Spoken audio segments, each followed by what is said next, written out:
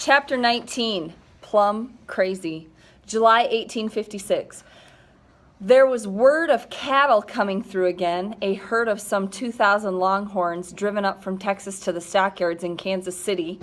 Dairy farmers weren't too happy about it. They said, sure, the livestock will sell a lot dearer after they've had a few weeks of fattening up on our Kansas grass free of charge, not down until there's nothing left for our cows.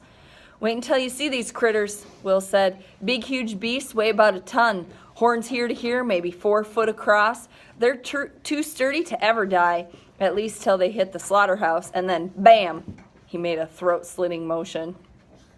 Jeremy added, but they carry ticks that cause Texas fever. Our poor little lonely cows out here, they pick up the Texas fever, and lordy, it's a sight to see 'em.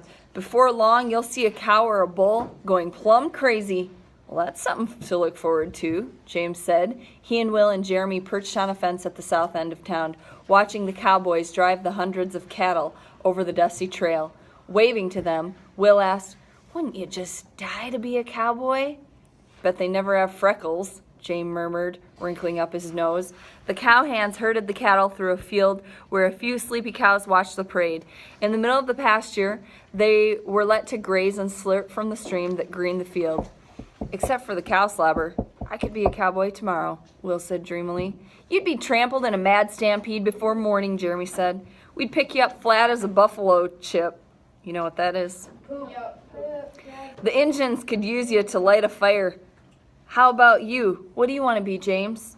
Well, what could he say? The only thing he absolutely loved with a passion was drawing pictures of buildings. But boys don't grow up into men who drew houses.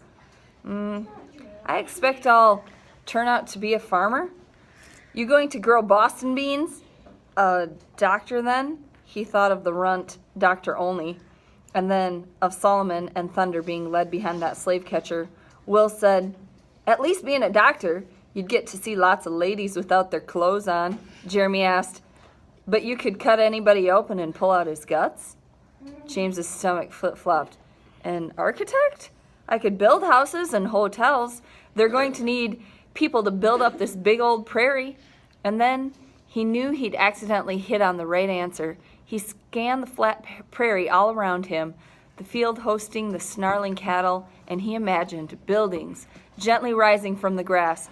Not like in Boston, all those cold gray towers like the Howard Athenaeum Theater, with its peaked roof jutting into the sky. No, the buildings he saw in his mind's eye now almost hovered over the flat land, with long, low windows stretching end to end, with porches ringing the house to capture the morning breeze on the south, the evening breeze from the north. What he saw were houses no one had ever seen before. Did he need algebra to build such wonders? Cowboys better, Jeremy said, and Will added, me, as soon as my pa'll let me, I'm going off to be a jayhawker. I'll get me some of them red leggings and musket to sling over my shoulder, and I'll kill me 100 border ruffians.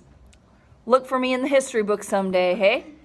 All his chores done, James walked into town to see how the new Free State Hotel was coming along. They said it would cost $80,000 to rebuild it. They said the Eldridge brothers were putting up the money, and after it was done, the town would rechristen it as the Eldridge Hotel, so it'll have a new name, because the Eldridge brothers are giving all the money for it. Yeah. Oh, okay.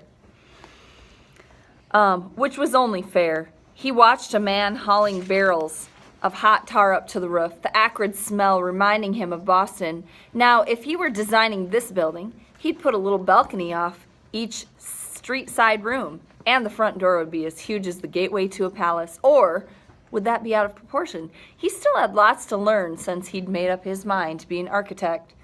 Now he started for home because Ma was planning an early dinner before she went off to the literary society meeting where they were discussing that new book of poetry that she was always quoting from, something called Leaves of Grass.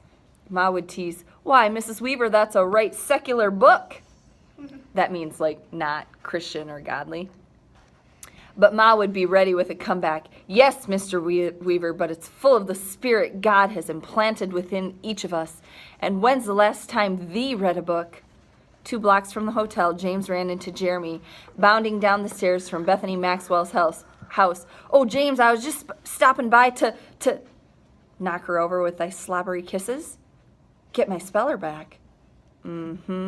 James, looking high and low. I don't see that blue-black speller in thy hand, friend. Well, So James just caught his friend doing what? Trying to flirt with the girl that he has a crush on, right? He's a little mad. And then, thank heaven, a glorious distraction. Staggering like a drunk came a bony old bull, weaving right down the main street. Didn't I warn you, Jeremy said. Texas fever for sure.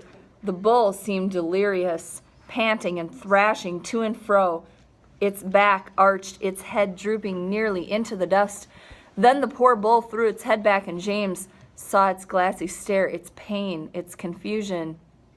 It threw a fit and tossed its head so violently that it cracked its horn on the side of a wagon.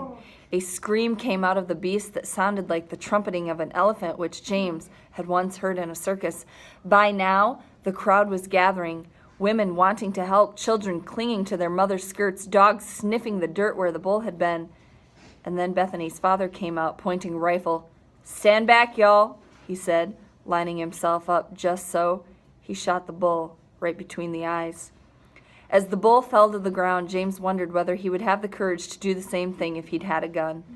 Would he have been kind enough to put the bull out of its misery, or courageous enough to protect his neighbors from that wild animal? Or did it take more courage not to shoot?